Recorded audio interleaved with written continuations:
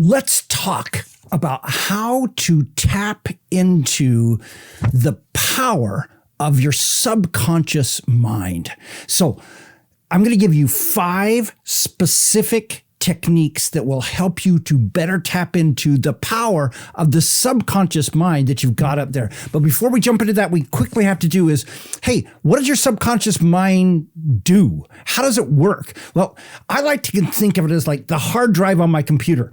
It sits there. It's full of amazing information in terms of your brain, everything you've ever seen, heard, thought, experienced. It's all there in your subconscious mind. It's sitting there waiting for you to tap into, just like your hard drive. If you're not tapping into your hard drive does you no good at all. It's simply a storage for all the other things that you have.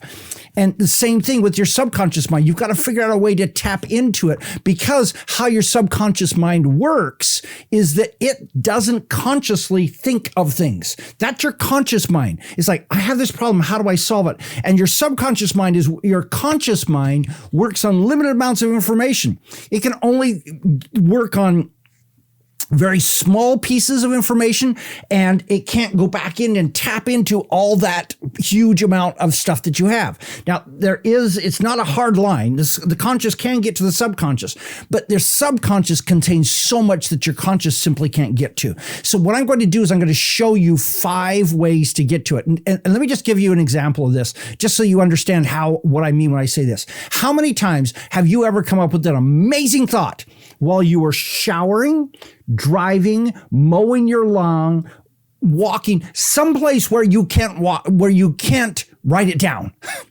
Well, that's your subconscious mind working. Is your subconscious mind is out there. It's going, I've got ideas. I'm trying to get it to you, but your conscious mind is so busy that it can't let it in. And so your subconscious mind waits until a time when your conscious mind is a little less busy. And then it gives you amazingness. And you got to be able and willing to listen to the amazingness when it happens. So, number 1, give your subconscious mind, a dominant thought to work on. Here's what I mean. So let's say, for example, that you're working on a presentation. And so what you do is you sit down and you say, okay, I've got to give a presentation on XYZ. I'm going to think about that solidly for a few minutes before I go to bed. And then my subconscious mind is going to work all night long. And in the morning when you take the shower, it's like, and all of a sudden you've got this amazing set of insights that are coming because your subconscious mind had a dominant thought that it can work upon. The key is it's got to be a dominant thought. You got to be actively thinking about it, because if not, it's going to go work on other dominant thoughts that you are working on. And so you've got to consciously focus on a thought to give the subconscious mind something to work on. Next, entertain the thoughts that it gives you. So one of the challenges of the subconscious mind is that it doesn't have things like norms and what's appropriate and what's not and everything's like that. And so sometimes the subconscious mind will say things like, so your dominant thought is, how do I get my teenager to work better within the family and start obeying the family rules?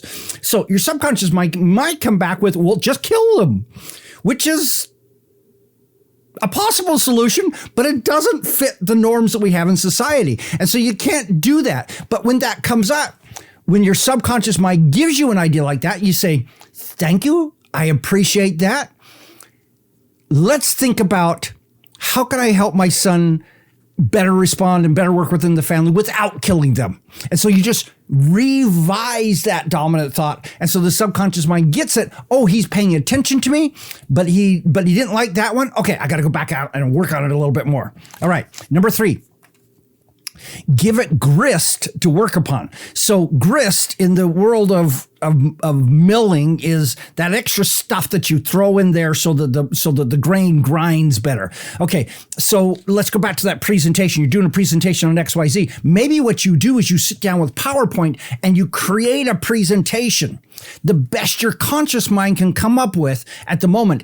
And then you put it, and then just before you go to bed, you go back and review that presentation again, and then let your subconscious mind improve on it all night long. And when you come back and look at it again in the morning, it's like, oh, boom, I got to add this slide, I got to add this slide, and this slide is useless.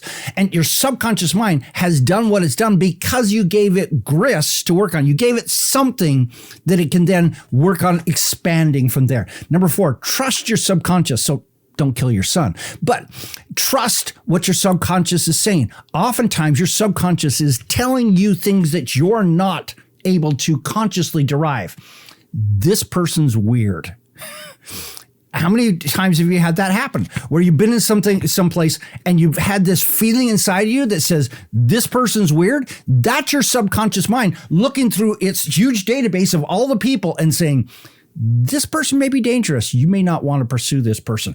And so oftentimes there are so many places where your subconscious mind tells you things. Learn to trust it. Thank it. I actually say to my brain, thank you. Nice job. And then let it go on.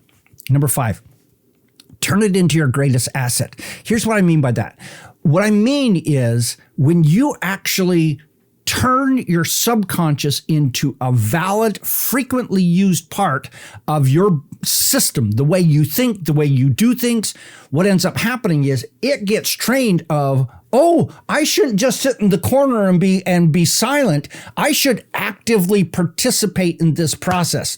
It's an actual training process where you train your subconscious to contribute. You constantly are giving it new thoughts, new ideas so that it can go and work on them. And when you do, it gives you amazing results as a result.